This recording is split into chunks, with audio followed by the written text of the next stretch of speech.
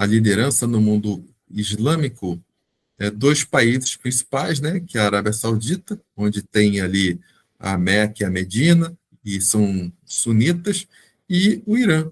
Só que o Irã, ele, além de ser xiita, ele é persa, então isso é uma diferença grande. Aí você tem E mais ou menos isso. sobre o que você falou da estabilidade da região, essa estabilidade da região já não é questionada pelo fato de Israel ter a bomba, né?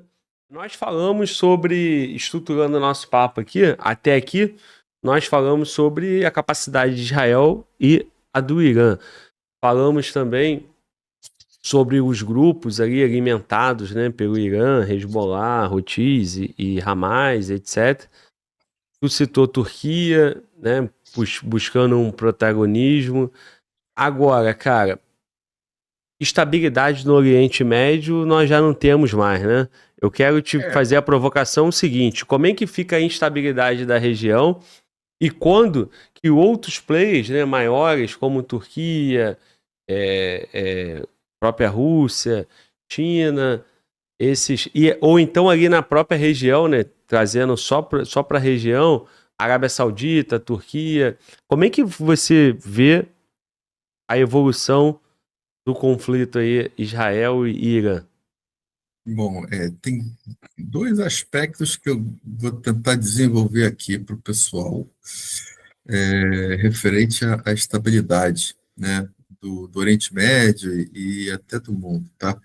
Um trata do Tratado de Não Proliferação de Armas Nucleares, né?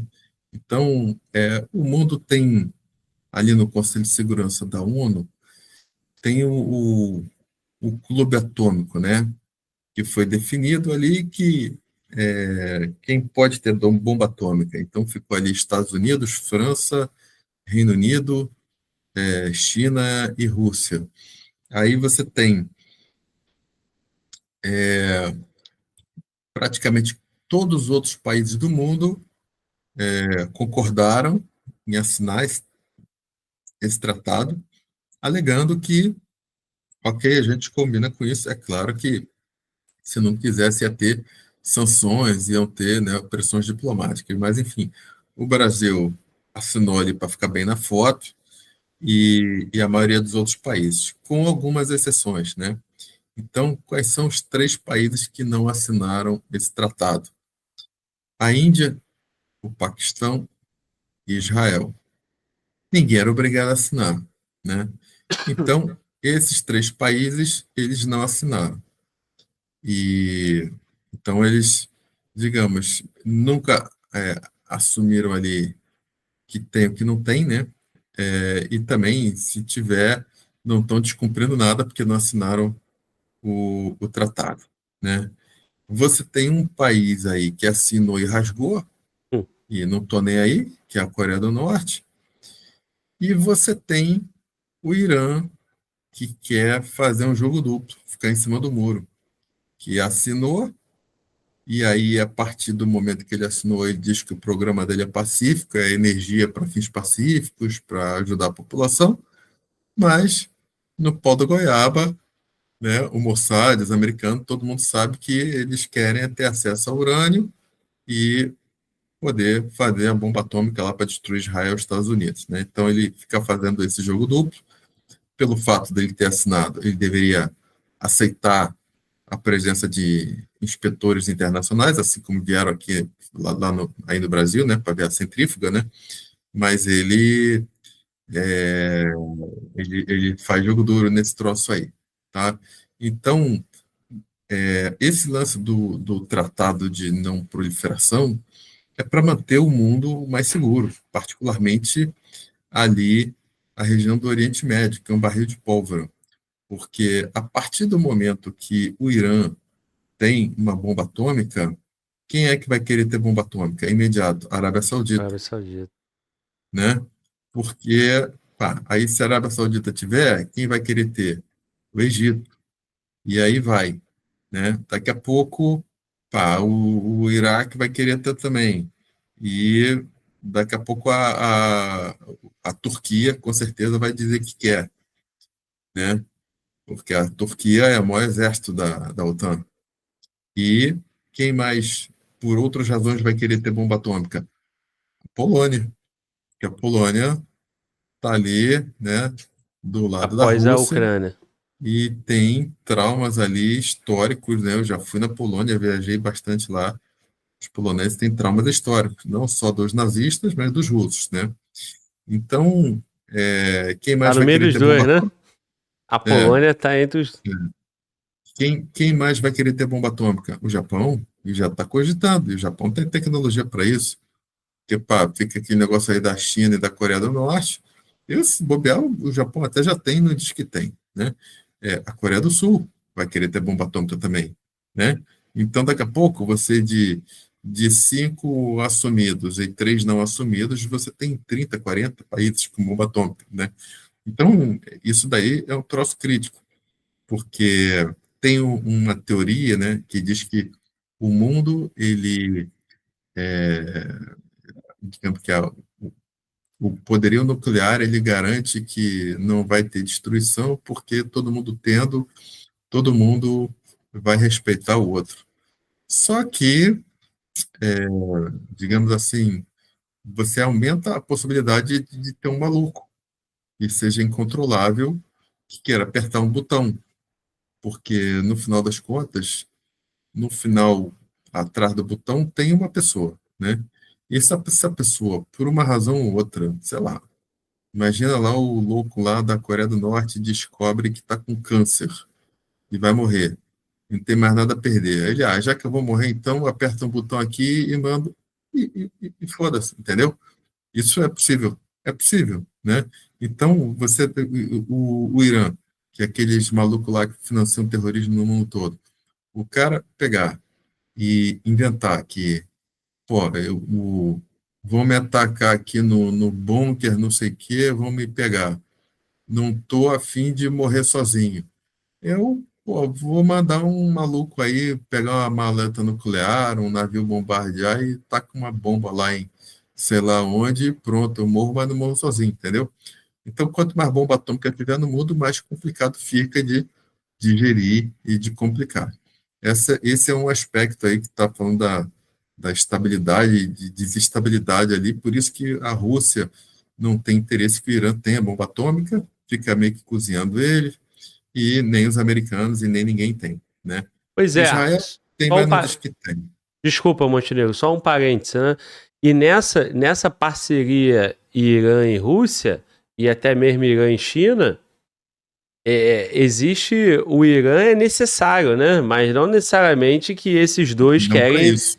Não, não, Não para não para isso. ter a bomba, né? É, Então não para continue isso. assim, ó. Continue sancionado, dependente da É, gente aqui, só tendo o meu.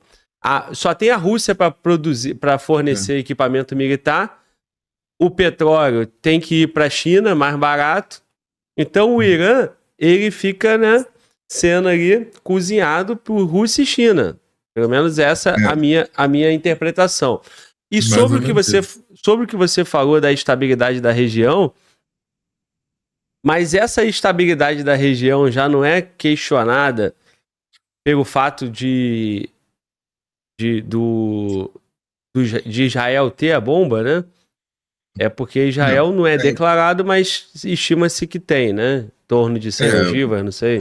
todo mundo sabe que tem, né? Eles provavelmente têm, inclusive, quase todas as capacidades, não todas, né? Estão em bomba atômica em aviões, em submarinos, né? E silos de lançamento, né?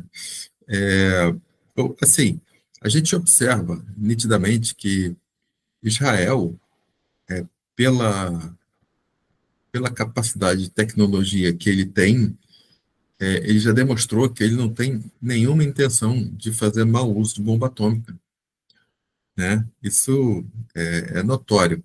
Muita gente acusa lá Israel de ser terrorista, de matar gente, não sei o quê, mas se você for ver, Israel não usa escudo humano.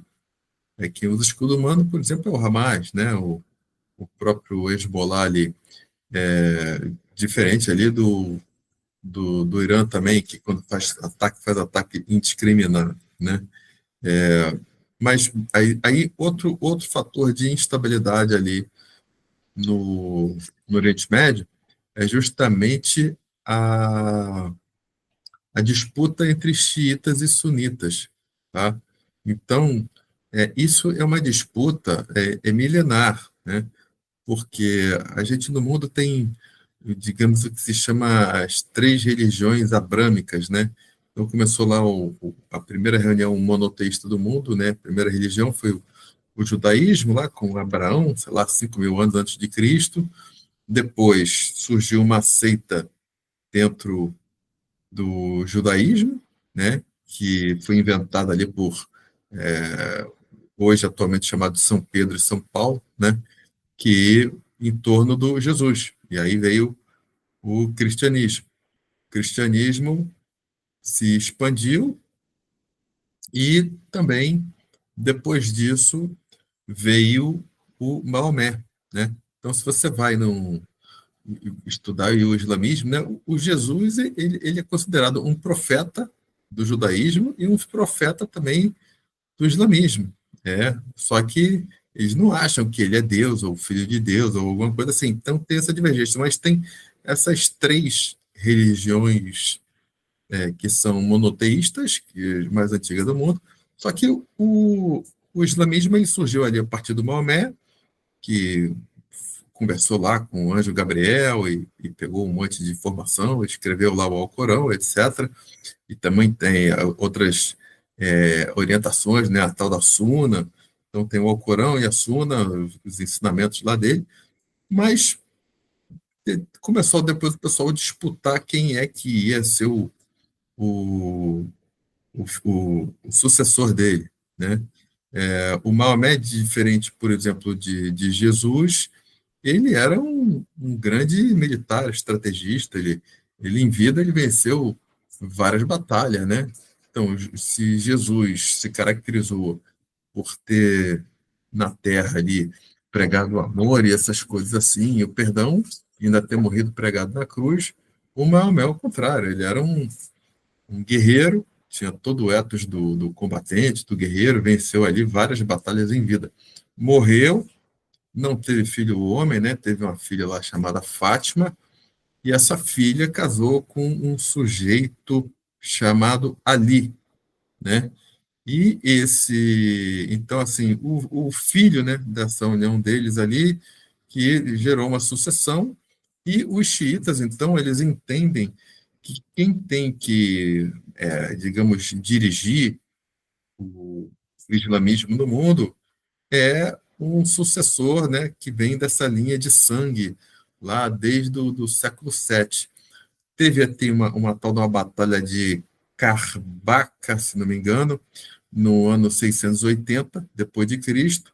O neto do Maomé morreu, mas ficou um grupo ali dizendo que tinha que ser pelo sangue, e esse lance da interpretação sanguínea, né, do líder, que eles dizem, que eles chamam de imã, eles acham que o simples fato do cara ter essa linha de sangue, que ele é infalível nos atos políticos dele e na orientação espiritual, né? Então eles têm isso como um dogma, né?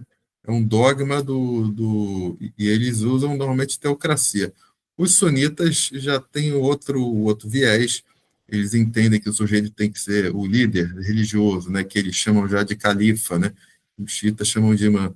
Eles entendem que esse líder religioso ele tem que ser escolhido pela comunidade e que as escrituras ali, a Suna e o Alcorão, elas têm que ser estudadas, interpretadas por pessoas que se dedicam a isso, que são estudiosos. Diferente, por exemplo, dos xiitas, que acham que o imã, qualquer coisa que ele interprete, está certo e ninguém pode contestar. Então, esse tipo de divergência de interpretação, de pensamento, né, e de um grupo não querer se submeter ao outro, e acaba levando ali a confrontação na região. Os dois locais mais sagrados ali do islamismo são justamente Meca e Medina, né? Jerusalém, porque diz a lenda aí que o Maomé ele subiu ao céu de lá, né, onde é o Domo da Rocha, onde tem aquela mesquita lá que eles fizeram, mas tem isso. E aí você tem uma região que ela é toda dividida e fica tentando disputar a, a liderança no mundo islâmico, dois países principais, né, que é a Arábia Saudita, onde tem ali a Meca e a Medina, e são sunitas, e o Irã. Só que o Irã, ele, além de ser xiita, ele é persa, então isso é uma diferença grande. Aí você tem os países principais ali que são sunitas, você tem a Arábia Saudita, Egito, Indonésia, Turquia, Paquistão, e os xiita, que são ali a minoria, você tem ali Iraque, Azerbaijão, esses países. Então, essa mistura ali acaba ficando uma coisa meio explosiva e você vê que eles se matam entre si. É uma coisa curiosa. Eles são muçulmanos, às vezes na Europa aqui o pessoal olha muçulmano, acha que é tudo igual, tudo a mesma coisa, mas não é. Então, eles têm essa diferença grande entre eles ali, a própria forma de promover os atentados, entende? Então, está falando sobre instabilidade da região.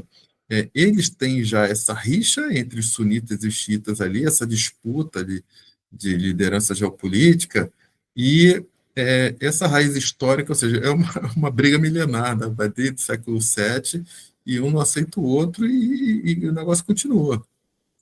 Ô Montenegro, mas aí quando vai falar do interesse maior, né? Por exemplo, o Hamas é sunita, né?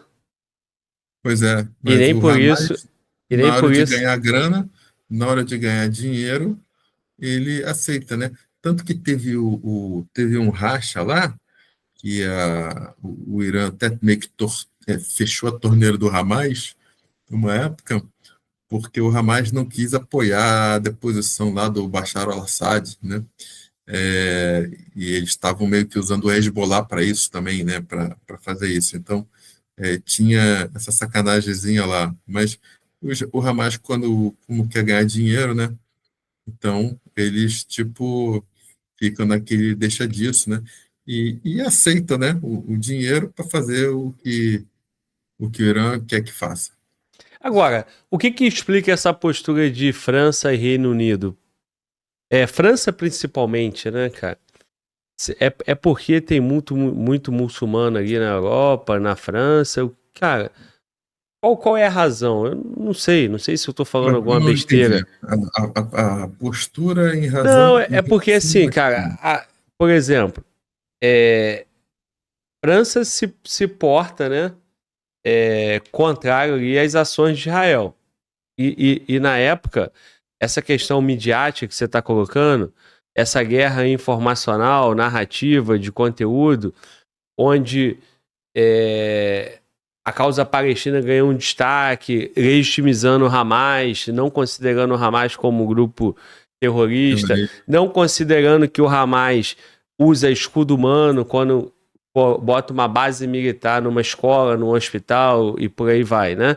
Aquelas imagens contra as ações de Israel. Então, você vê uma postura não é unânime, cara, não é. O Brasil, o Lula aqui no Brasil faz repúdio à ação de Israel, o Macron também, e aí você vê movimentos aí na Europa levantando demais a causa palestina. Qual é a razão histórica em cima disso, ou é essa questão política momentânea? Então, aqui na Europa, há muitos governos aqui, a predominância seja esquerda. A própria imprensa daqui, muito parecida com a do Brasil, né? Na Europa não existe centro-direita nem direita, né? Você diz que se você é direita, você é conservador, você passa a ser extrema, né? Então, a imprensa chama os partidos daqui tudo de extrema, né? Então, o Chega, que é um partido centro-direita, eles chamam de extrema-direita, né? Sim. Lá o presidente da Hungria também, o da Romênia lá que se elegeu, Então, se é um cara de direita, eles já chamam de extrema, né? O Bolsonaro é de extrema direita no Brasil, é sempre dando aquela conotação. Por exemplo, Portugal tem Partido Comunista. Hum? Cara, ninguém se refere ao Partido Comunista como um partido extrema-esquerda. É engraçado, né? Se você for ver o que é o comunismo no mundo, né, historicamente, mas não chama. Então, assim, a imprensa ela tem esse tipo de postura. Os governos socialistas eles são uns governos que estão tendo muito problema por conta da forma como recebem imigrantes. Então, na França, a parte sul, a costa sul da França, do Mediterrâneo, é uma região que, assim, está muito cheio de árabe, de muçulmano, né? Marsella é uma coisa impressionante. E, mas a França, ela teve um fluxo migratório grande de muçulmano que foi da Argélia, das antigas colônias francesas que ficaram independentes e tal. Essas pessoas foram para a França e acabaram, digamos, criando bolsões que eles não se misturam na população. Então, mas ocorre que já está na, sei lá, terceira geração de pessoas que vivem nesses bolsões, que não se misturam, e as pessoas acabam tendo ali uma certa crise identitária, né? Outra característica é que o europeu médio, ele praticamente não faz filho, diferente do pessoal com a cultura muçulmana, que fazem 3, 4, 5 filhos. E eu converso com os colegas meus que estão na Legião Estrangeira, falou que dentro da Legião Estrangeira é super estimulado ali o pessoal a fazer 4, 5 filhos, né? Os legionários têm uma porrada de filhos, quando são casados, tem um monte de filhos. Isso é curioso.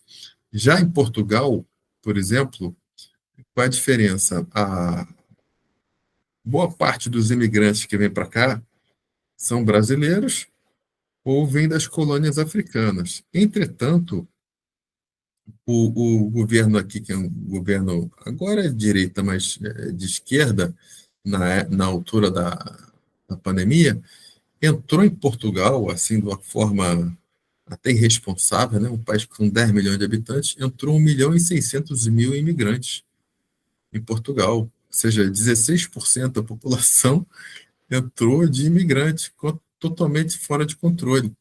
Então vieram alguns marroquinos para cá, agora, nesses últimos anos, mas veio muito, muita gente da Ásia, que não tem nada a ver com a cultura. Então vem muito nepalês, vem muito indiano, paquistanês e Bangladesh, porque tem uma espécie de uma máfia, um negócio, e essa galera vem para cá.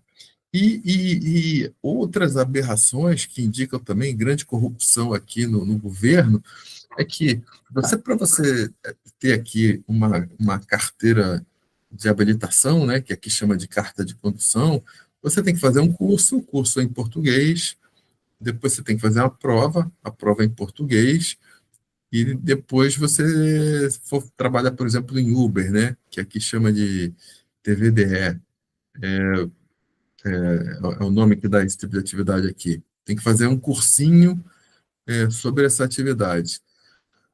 Cara, o pessoal do Nepal, do Bangladesh, chega aqui, eles fazem o curso em corpo presente, sem, sem entender nada, tá? No dia que vão fazer a prova, os caras chegam, fazem a prova em 5 minutos e vão embora. Já tinha o gabarito, né? E depois o cara vai trabalhar de Uber aqui, sem poder trabalhar de Uber. E o cara não fala nenhuma palavra em português e está dirigindo Uber. Então, isso mostra a fragilidade do Estado, corrupção e várias outras atividades que ocorrem aqui na Europa. Mas esse pessoal, de maneira geral, né, são sunitas, vêm lá da Índia, desses países, a maior parte deles é muçulmana, eles não são complicados. O problema é que, quando começa a ter muita concentração deles e começa a ter alguns califas, imãs aqui, líderes religiosos na mesquita, e começa a promover radicalização, é que é complicado. E isso é uma coisa que começam a ter muito, chamar muita atenção aqui. Entretanto, por exemplo, os partidos aqui da esquerda, eles já viram que essa galera é um filão bom para conseguir voto. Então, eles começam a correr para dar passaporte para essa galera, para dizer que vão garantir os direitos deles, etc., para ele ter um título de residente para já poder votar aqui. Então, você vê que tem esse tipo de briga aqui. Por exemplo, diferente de Portugal para a França, é que aqui em Portugal você tem uma porrada de muçulmano, mas não vem da África, uma parte deles vem da Ásia, desse tipo de máfia, e o cara chega aqui, começa a ter cidadania, começa a ter essas coisas, e implode, por exemplo, o sistema de saúde daqui, de saúde pública, que é um sistema bom, mas começa a vir um monte de mulher para ter filho aqui, para ter filho ter cidadania, e isso é complicado, né?